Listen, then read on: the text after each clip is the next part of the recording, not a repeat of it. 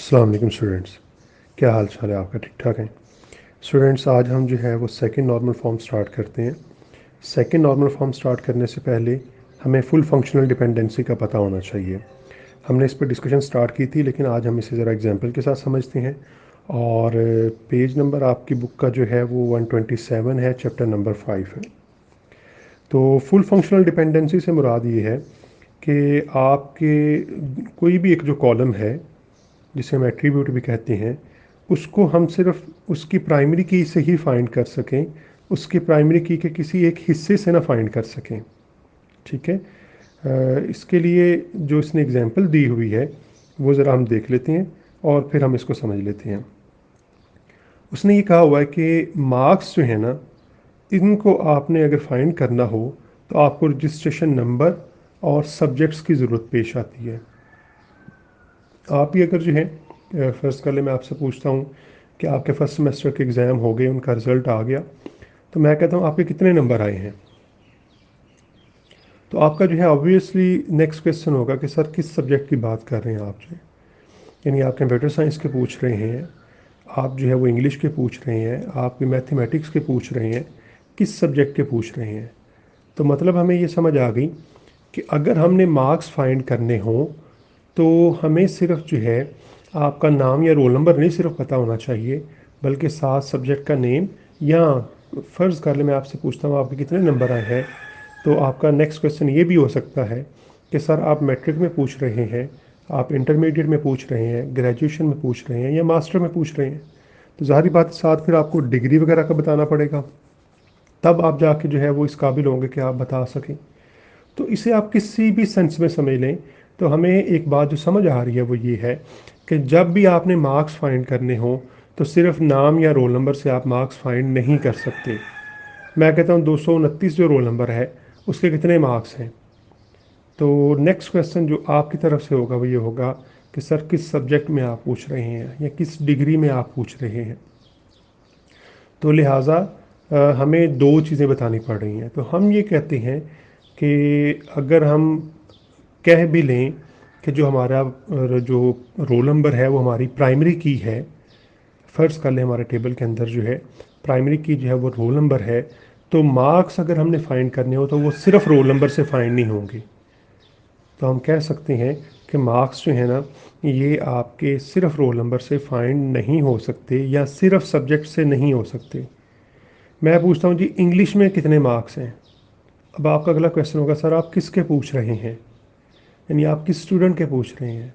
मैं उसका नाम ले लूँगा या उसका रोल नंबर बोल दूँगा। मैं कहता हूँ फ़र्ज़ कर लें जी 442 जो है उसके कितने नंबर हैं, तो फिर आप जो है वो बता सकें जी सर 442 के इंग्लिश में इतने मार्क्स हैं। तो लिहाजा अगर मैं सिर्फ सब्जेक्ट का नाम भी बोलता हूँ तो फिर भी मार्क्स बताने जो है ना वो मुमकिन नहीं है। तो इसलिए जब भी आपने मार्क्स फाइंड करने हों तो आपको जो है ना सिर्फ प्राइमरी की जो है, अगर आपने प्राइमरी की जो है वो कंपोजिट डिफाइन की हुई है, तो कंपोजिट प्राइमरी की आप यानी दोनों चीज़ें आपको बतानी पड़ेंगी। जिस तरह उसने यहाँ पे लिखा हुआ है रजिस्ट्रेशन नंबर, आप यहाँ पे चाहे रोल नंबर कर लें, और साथ सब्जेक्ट आपको बताना पड़ेगा। तो फिर हम जो है वो फाइंड कर सकते हैं मार्क्स को। यानी हम कहेंगे इसको अगर हम रिवर्स में पढ़ें तो जिस तरह कल मैंने आपको पढ़ना बताया था कि किस तरह से हम पढ़ेंगे मार्क्स फुली फंक्शनल डिपेंडेंट या functional dependent on registration number and subject. कल जो हमने पढ़ी थी एग्जांपल वो ये थी, ये पेज नंबर 125 के ऊपर है, उसमें ये था student name functionally dependent on registration number. और आज हम बात कर रहे हैं कि marks functionally dependent on registration number and subject. और अगर हमने जो है वो जो हमारे पास टेबल दिया गया हुआ है पेज नंबर 126 के ऊपर, जिसके ऊपर हमने कल जो है वो प्राइमरी की डिफ़ाइन की थी कि प्राइमरी की कैसे हमने डिफ़ाइन की है कि अकाउंटेंट नंबर और स्किल नंबर को मिला के हमने जो है वो प्राइमरी की बनाई है। तो ये जो हमारे पास इसके अंदर प्रोफिशेंसी आ रही है कि कितना वो प्रोफिशेंट है या कितने उसके मार्क्स, प्रोफिशेंसी को चाहे आप मार्क्स कंसिडर कर लें, तो कितने उसके मार्क्स आए हैं, तो वो जो है उसके लिए फिर आपको अकाउंटेंट नंबर यानी कौन सा बंदा और किस स्किल में उसकी प्रोफिशेंसी जो है वो ये है। तो लिहाजा आप फिर जो है इन दोनों को बताने के लिए प्रोफिशेंसी को बताने के लिए आपको अकाउंटेंट नेम नंबर और स्किल नंबर दोनों की ज़रूरत पेश आएगी। तो हम कहते हैं कि आपके जो फिर प्रोफिशेंसी है ये फुली फंक्शनल डिपेंडेंट है आपके अकाउंटेंट नंबर और स्किल नंबर, यानी ये एक चीज़ से फाइंड नहीं हो सकती। अकाउंटेंट नंबर से भी फाइंड नहीं हो सकती और स्किल नंबर से भी फाइंड नहीं हो सकती। इसको फाइंड करने के लिए फिर हमें जो है वो पूरी प्राइमरी की चाहिए होगी। पूरी प्राइमरी की से मुराद ये है, चूँकि प्राइमरी की 2 कॉलम पर मुश्तमिल थी, तो लिहाजा हमें दोनों कॉलम चाहिए होंगे, तब जाके हम इसको प्रोफिशिएंसी को फाइंड कर सकते हैं। अच्छा, यहाँ पे हम एक ज़रा और चीज़ देख लें, पेज नंबर 126 के ऊपर, जहाँ पे हमने प्राइमरी की डिफाइन किया टेबल के अंदर। क्या हमें अकाउंटेंट नेम फाइंड करने के लिए दोनों पार्ट्स की ज़रूरत है? अगर आप इस टेबल को देखें तो अगर हमें सिर्फ अकाउंटेंट नंबर का पता हो तो हम अकाउंटेंट नेम फाइंड कर सकते हैं। मिसाल के तौर पे मैं ये कहता हूँ कि अगर मैंने आपका नाम फाइंड करना हो तो क्या मेरे लिए रोल नंबर जानना काफ़ी है? तो ओके, ठीक बात है। हम जो है, अगर सिर्फ मुझे रोल नंबर पता हो, मैं कहता हूँ जी ये जो 220 रोल नंबर है उसका नेम क्या है, तो आप बता सकते हैं कि उसका नेम क्या है। तो नेम जो है ये हम प्राइमरी की के एक हिस्से से भी फाइंड कर सकते हैं। ठीक है जी। स्किल कैटेगरी जो है, अगर आप देखें इस टेबल के अंदर, तो उसको भी हम प्राइमरी की के एक हिस्से से यानी स्किल नंबर से फाइंड कर सकते हैं। एज जो है ये भी हम अकाउंटेंट नंबर से फाइंड कर सकते हैं। ग्रुप नंबर जो है ये भी हम अकाउंटेंट नंबर से फाइंड कर सकते हैं। ग्रुप सिटी जो है ये भी हम अकाउंटेंट नंबर से फाइंड कर सकते हैं। और ग्रुप सुपरवाइज़र जो है ये भी हम अकाउंटेंट नंबर से फाइंड कर सकते हैं। मिसाल के तौर पर मैं ये कहता हूँ, क्या आपकी एज जो है वो रोल नंबर से फाइंड हो सकती है? जी हो सकती है। एज रिपीट हो रही है ना, रोल नंबर तो नहीं रिपीट हो रहा। अगर मैं कहता हूँ जी आपका ग्रुप कौन सा है, तो क्या आपके रोल नंबर से फाइंड हो सकता है? जी हो सकता है। आपकी सिटी कौन सी है, क्या आपके रोल नंबर से फाइंड हो सकता है? हो सकता है जी। मैं कहता हूँ जी 245 जो है उसका उसकी सिटी जो है वो कौन सी है, तो हम फाइंड कर सकते हैं क्योंकि 245 रिपीट नहीं हो रहा। मैं कहता हूँ आपका टीचर कौन सा है, 240 का फ़र्ज़ कर लेंगे, तो टीचर कौन सा है, तो वो भी आप फाइंड कर सकते हैं। तो इस लिहाज से हम जो है कुछ चीज़ें जो हैं वो प्राइमरी की के एक हिस्से से फाइंड कर सकते हैं, कुछ चीज़ें जो है प्राइमरी की के दूसरे हिस्से से फाइंड कर सकते हैं। इसी को हम पार्शियल डिपेंडेंसी कहते हैं। और कुछ चीज़ें जो हैं जिस तरह प्रोफिशिएंसी है हमारे पास, ये हम प्राइमरी की दोनों हिस्सों को मिला के ही फाइंड कर सकते हैं, अदरवाइज़ हम इन्हें फाइंड नहीं कर सकते। इन चीज़ों को बड़े अच्छे तरीके से समझिएगा। अगर आप देख रहे हो तो मैं जो है वो एग्जांपल्स के ऊपर ज़्यादा फोकस कर रहा हूँ बनिस्बत डेफिनेशंस के, क्योंकि ये समझना बहुत ज़रूरी है। अदरवाइज़ है आसान, लेकिन एक दफ़ा आपको अगर समझ आ जाए तो फिर कोई मुश्किल नहीं होगी। पहली दफ़ा मुश्किल समझना जो है थोड़ा मुश्किल है। अच्छा जी, अब हम जो है फुल फंक्शनल डिपेंडेंसी की जो है वो डेफिनेशन कर लेते हैं। वैसे आगे भी लिखी हुई है, सेकंड नॉर्मल फॉर्म के अंदर भी लिखी हुई है इसकी डेफिनेशन जो है, वहाँ से भी आप कर सकते हैं, यहाँ से भी आप कर सकते हैं। पहले मैं यहाँ से पढ़ देता हूँ, चूँकि हमने एग्जांपल यहाँ से की है फुल फंक्शनल डिपेंडेंसी के टॉपिक के अंदर से। तो उसमें जो लिखी हुई है वो जो है वो लिखी हुई है, in R relation R attributes B, कोई सा भी एट्रीब्यूट्स ने कह दिया बी है हमारे पास, of R is fully functional dependent on attribute or set of attributes A of R if B is functionally dependent on A but not functionally dependent on any other proper subset of A जो है। यानी यहाँ पे उसका कहने का मतलब ये है कि अगर हमारे पास जो है ये जो मार्क्स हैं ये आपके रजिस्ट्रेशन नंबर और सब्जेक्ट से ही फाइंड होंगे। ये आप अगर कहें रजिस्ट्रेशन नंबर से मार्क्स फाइंड कर लें तो नहीं हो सकते। आप अगर कहें कि सब्जेक्ट से हम जो है फाइंड कर लें तो नहीं हो सकते।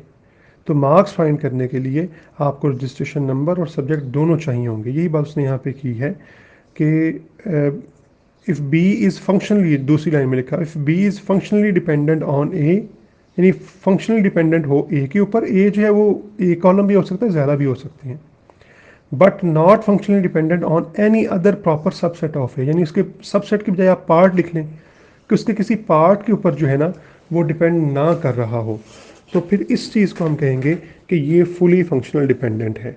अगर हम उसे जो है उसके पार्ट से भी फाइंड कर लेते हैं तो फिर हम कहेंगे कि वो फुली फंक्शनल डिपेंडेंट नहीं है उसके ऊपर, क्योंकि वो उसके पार्ट से भी फाइंड कर लिया। मिसाल के तौर पे हम सिर्फ सब्जेक्ट से जो है वो मार्क्स फाइंड कर लेते हैं, होता तो नहीं है लेकिन सिर्फ समझाने के लिए बता रहा हूँ। हम सिर्फ जो है वो रजिस्ट्रेशन नंबर से मार्क्स फाइंड कर लेते हैं, तो इसलिए जो है ऐसा मुमकिन नहीं है। इसलिए हम कहेंगे कि मार्क्स जो है ना वो दोनों के ऊपर डिपेंडेंट है, उसके किसी एक हिस्से के ऊपर डिपेंडेंट नहीं है। ये तो होगी फुल फंक्शनल डिपेंडेंसी। तो पार्शियल डिपेंडेंसी क्या होगी? पार्शियल डिपेंडेंसी ये है कि अगर उसके एक हिस्से से वो फाइंड हो जाए तो उसको हम फिर पार्शियल डिपेंडेंसी कहेंगे। दूसरा मैंने अभी आपको जो है बताया थोड़ी देर पहले कि हम जो है अकाउंटेंट नेम को अकाउंटेंट नंबर से फाइंड कर सकते हैं। अकाउंटेंट, अब प्राइमरी की हमने जो डिफ़ाइन की है वो तो हमने अकाउंटेंट नंबर और स्किल नंबर डिफ़ाइन किया है, यानी 2 कॉलम पर मुश्तमिल प्राइमरी की डिफ़ाइन की है। क्यों किया हमने कल समझा था सारा, लेक्चर 1 के अंदर जो है फर्स्ट नॉर्मल फॉर्म के अंदर जो है। तो अब जो है हमारे पास इशू ये आ रहा है कि कुछ चीज़ें जो हैं वो प्राइमरी की के दोनों हिस्सों से ही फाइंड हो सकती हैं। वो कहेंगे कि वो जो हैं वो फुली फंक्शनल डिपेंडेंट हैं प्राइमरी की के ऊपर, लेकिन कुछ चीज़ें जो हैं वो प्राइमरी की के एक हिस्से से भी फाइंड हो रही हैं। जैसा मैंने अभी बताया जी, अकाउंटेंट नंबर से आप accountant name, accountant age find कर सकते हैं और आगे भी चीज़ें फाइंड कर सकते हैं। तो ये चूंकि उसके एक हिस्से से यानी एक पार्ट से जो है वो हम फाइंड कर रहे हैं या कर सकते हैं, तो लिहाजा इसको हम कहेंगे ये पार्शियल डिपेंडेंसी है। प्राइमरी की हमारी 2 कॉलम पर मुश्तमिल है, लेकिन हम उसके एक पार्ट से भी कुछ कॉलम जो है वो फाइंड कर सकते हैं, तो इसको हम कहेंगे ये पार्शियल डिपेंडेंसी है। अब मेरा ख्याल है आपको बात क्लियर होगी। पार्शियल डिपेंडेंसी की डेफिनेशन सेकंड नॉर्मल फॉर्म की डेफिनेशन के अंदर लिखी हुई है, page number 127। A relation is in second normal form if it is in first normal form। जिस तरह मैंने आपको डेफिनेशन बताई थी कि वो पहले फर्स्ट नॉर्मल फॉर्म में होना चाहिए, एंड आगे आपने जो है वो कुछ उसने लिखा हुआ, लेकिन उससे पहले आपने जो लिखना है एंड के आगे आप तीर का निशान लिखने, and remove the partial dependency. जिस तरह हमने वहाँ पे डेफिनेशन याद की है उस तरह आपने याद रखनी है कि हम उसमें से जो है वो पार्शियल डिपेंडेंसी रिमूव कर देंगे, तो वो आपके सेकेंड नॉर्मल फॉर्म में आ जाएगा। अब पार्शियल डिपेंडेंसी क्या होती है ये आगे डेफिनेशन लिखी हुई है। इफ से आगे आपकी डेफिनेशन, इसको अलग से निशान लगा लें और इसको लिख लें कि ये पार्शियल डिपेंडेंसी की डेफिनेशन है। ठीक है जी, पार्शियल डिपेंडेंसी की डेफिनेशन क्या है? All of its non key attributes are fully functional dependent on the whole key. It means that none of none key attribute are related to a part of key. Fully functional dependency से या partial dependency से मुराद ये है कि आपकी जो है जितने भी नॉन की एट्रीब्यूट्स कौन से होते हैं? जो प्राइमरी की का हिस्सा नहीं होते उनको हम नॉन की एट्रीब्यूट्स कहेंगे। उनको नॉन की कॉलम्स भी कह सकते हैं, तो नॉन की फील्ड्स भी कह सकते हैं, लेकिन हम ज़्यादातर वर्ड जो यूज़ करते हैं वो नॉन की एट्रीब्यूट्स यूज़ करते हैं वर्ड जो। तो नॉन की एट्रीब्यूट्स जो हैं वो सारे के सारे फुली फंक्शनल डिपेंडेंट होने चाहिए आपकी प्राइमरी की के ऊपर। प्राइमरी की एक हिस्से की है या 2 हिस्सों की है, यानी कि 2 कॉलम पर मुश्तमिल है या 1 कॉलम पर मुश्तमिल है, तो उस पर मुश्तमिल होना चाहिए। ठीक है, तो इसका मतलब ये है, it means that none of non key attribute, यानी कोई भी नॉन की एट्रीब्यूट जो है are related to a part of key, यानी पार्ट ऑफ की से रिलेट नहीं कर रहा होगा, लेकिन यहाँ पे तो कर रहे हैं ना, उसी को हम पार्शियल जो है वो डिपेंडेंसी कहते हैं। अगर वो जो है वो कर रहा है, उसके किसी एक हिस्से से रिलेट कर रहा है, जिस तरह अभी हमारे टेबल में कर रहा है, तो यहाँ पे पार्शियल डिपेंडेंसी जो है ना वो एग्जिस्ट करती है। तो पार्शियल डिपेंडेंसी फिर ये होगी कि इसको अगर आप थोड़ा सा मॉडिफाई कर लें कि if one of non key attribute are dependent on the part of the key, then this is called the partial dependency. ठीक है, इसी को मैंने थोड़ा सा मॉडिफाई करके बना लिया, दोबारा बोल लेता हूँ। If a non key attribute is functionally dependent on the part of the primary key, then there is a partial dependency। ठीक है जी, if a non key attribute is fully functional dependent या functionally dependent on part of primary key, then there is a partial dependency। ठीक है जी, तो partial dependency क्या है कि अगर जो है कोई नॉन की एट्रीब्यूट्स जो है वो हम प्राइमरी की के एक पार्ट से भी फाइंड कर सकें, तो हम कहेंगे ये पार्शियल डिपेंडेंसी एग्जिस्ट कर रही है। इसकी डेफिनेशन हो सकता है उन्होंने एंड पे भी दी हो, लेकिन अभी फ़िलहाल के लिए आप इस तरह कर लें इसे जो है। ये जो आगे मैंने निशान लगवाया ना आपको, all of its non key attributes, ये असल में पार्शियल डिपेंडेंसी की डेफिनेशन नहीं है, ये उसने सिर्फ सेकंड नॉर्मल फॉर्म में बताया कि हम सेकंड नॉर्मल फॉर्म में कैसे पहुँचेंगे। ये एक और भी अगर आप सेकंड पैराग्राफ में देखें तो उसमें भी उसने कुछ बताया हुआ है, some attributes which are non depending on the whole primary key. ये आप चाहे कर लें, ये डेफिनेशन कर लें, जो मैंने बोली है वो कर लें, एक ही बात है। इसको हम कहेंगे ये पार्शियल डिपेंडेंसी की डेफिनेशन है। तो यहाँ पे निशान लगा लें आप जो है सेकंड पार्ट के ऊपर, जो है सेकंड पैराग्राफ के ये कुछ हिस्से के ऊपर, कि सम एट्रीब्यूट्स या non key attributes which are not depending on the whole primary key, तो इसको हम कहेंगे ये फिर क्या है, पार्शियल डिपेंडेंसी है। ओके जी, ये मैंने निशान लगा लिया, इसके ऊपर भी ये आप निशान लगा लें। आगे एग्जांपल में उसने बता दिया हुआ है कि ये किस तरह से पार्शियल डिपेंडेंसी है। तो सेकंड नॉर्मल फॉर्म में क्या हम करेंगे कि टेबल जो है फर्स्ट नॉर्मल फॉर्म में होना चाहिए, यानी फर्स्ट नॉर्मल फॉर्म में हमने क्या किया था, रिपीटिंग ग्रुप उसमें से ख़त्म किया था और प्राइमरी की जो है वो डिफ़ाइन की थी। तो पहले टेबल जो है फर्स्ट नॉर्मल फॉर्म में होना चाहिए और उसके बाद जो है फिर हम क्या करेंगे, उसमें से पार्शियल डिपेंडेंसी ख़त्म करेंगे, यानी उसकी प्राइमरी की के कुछ अगर एक हिस्से पर कुछ जो है वो एट्रीब्यूट्स डिपेंड कर रहे हैं और दूसरे हिस्से पर कुछ एट्रीब्यूट्स डिपेंड कर रहे हैं और कुछ एट्रीब्यूट्स हैं वो दोनों हिस्सों पर यानी कि प्राइमरी की के दोनों कॉलम पर जो है वो डिपेंड कर रहे हैं, तो हम इनको अलग अलग कर देंगे सबको जो है। अब अगर आप देखें तो हमारे पास अभी जो टेबल था वो पेज नंबर 126 के ऊपर जो है वो बना हुआ है नीचे जो है। तो अब इसमें अगर आप देखें तो आपकी कौन कौन सी चीज़ किस किस हिस्से पर मुश्तमिल जो है वो डिपेंड कर रही है। अकाउंटेंट नंबर के ऊपर कौन कौन सी चीज़ डिपेंड कर रही थी, अकाउंटेंट नंबर के ऊपर जो है वो आपकी accountant name, accountant age, group number, group city और ग्रुप सुपरवाइज़र डिपेंड कर रहे थे। स्किल नंबर के ऊपर कौन सी चीज़ डिपेंड कर रही थी, स्किल कैटेगरी, यानी चीज़ से मुराद मैं कॉलम कह रहा हूँ यहाँ पे या एट्रीब्यूट कह रहा हूँ। और दोनों के ऊपर कौन सी चीज़ डिपेंड कर रही थी, अकाउंटेंट नंबर और स्किल नंबर के ऊपर जो चीज़ डिपेंड कर रही थी वो थी हमारे पास प्रोफिशिएंसी। तो मतलब ये होगा आपके असल में यहाँ पे 3 टेबल्स इसको जो है ना तोड़ के बन जाएंगे, यानी हम इसको 3 टेबल्स में डिवाइड कर देंगे। और अगर आप देखें तो अगले पेज के ऊपर हमने जो है ना इसको 3 टेबल्स में डिवाइड कर दिया हुआ है। अकाउंटेंट नंबर, इसमें ज़रा डाटा बड़े ध्यान से आपने लिखना है। अब जो है अब चूंकि अकाउंटेंट नंबर रिपीट नहीं हो रहे तो इसलिए फिर हम यहाँ पे रिपीट करके नहीं लिखेंगे। और अकाउंटेंट नंबर के जो है ऊपर चीज़ें डिपेंड कर रही थी वो हमने इस टेबल में लिख ली। जो स्किल नंबर के ऊपर डिपेंड कर रही थी वो स्किल टेबल का अलग से जो है वो हमने बना लिया टेबल जो है उसको जो है उसमें रख दी, उसमें भी अब चीज़ें रिपीट नहीं हो रही। और जो इन दोनों के ऊपर डिपेंड कर रही थी प्रोफिशिएंसी जो है जिसे मार्क्स आप कह लें, तो वो हमने उसका अलग से टेबल बना लिया। तो सेकंड नॉर्मल फॉर्म में जब आप पार्शियल डिपेंडेंसी ख़त्म करेंगे तो फिर आपके पास जो है वो टेबल आमतौर पे डिवाइड होके बना करेंगे। और एक बात जो हिंट की है यहाँ पे, जो एक पॉइंट आपने याद रखना है वो ये है कि अगर आपकी प्राइमरी की जो है वो सिर्फ एक कॉलम पर मुश्तमिल है तब पार्शियल डिपेंडेंसी एग्जिस्ट ही नहीं करेगी। कैसे जी, चूँकि कॉलम एक ही है तो अब ज़ाहिर बात है तमाम के तमाम जो हैं आपके कॉलम जो प्राइमरी की के अलावा हैं वो सारे इसके ऊपर ही डिपेंड कर रहे होंगे। वो इसके किसी, चूँकि इसका हिस्सा है ही कोई नहीं, कॉलम ही एक है, तो लिहाजा वो इसके जो है ना जितने भी कॉलम इसके अलावा है ना प्राइमरी की के, वो सारे इसी के ऊपर डिपेंड कर रहे होंगे। ये प्रॉब्लम हमेशा उस सूरत में आएगी जब आपका टेबल जो है उसके अंदर प्राइमरी की सिंगल कॉलम ना बन रहा हो, हम 2 कॉलम्स को मिलाकर प्राइमरी की बनाएं और फिर उसके बाद जो है ये पार्शियल डिपेंडेंसी वाली प्रॉब्लम आएगी। और हम इसको किस तरह से ख़त्म करेंगे कि जो जो कॉलम जिसके ऊपर डिपेंड कर रहा है उसके साथ उसको अलग कर देंगे। जिस तरह हमने क्या किया, अकाउंटेंट नंबर के ऊपर जो जो कॉलम डिपेंड कर रहा था वो अलग कर दिया, उसका अलग टेबल बना दिया। जो स्किल नंबर के ऊपर डिपेंड कर रहा था उसका अलग टेबल बना दिया और जो अकाउंटेंट नंबर और स्किल नंबर के ऊपर डिपेंड कर रहा था उसका अलग से टेबल, यानी हमने एक टेबल से 3 टेबल्स बना लिए हैं। तो अब हम कहेंगे हमारी पार्शियल डिपेंडेंसी जो है वो ख़त्म हो गई है। क्यों?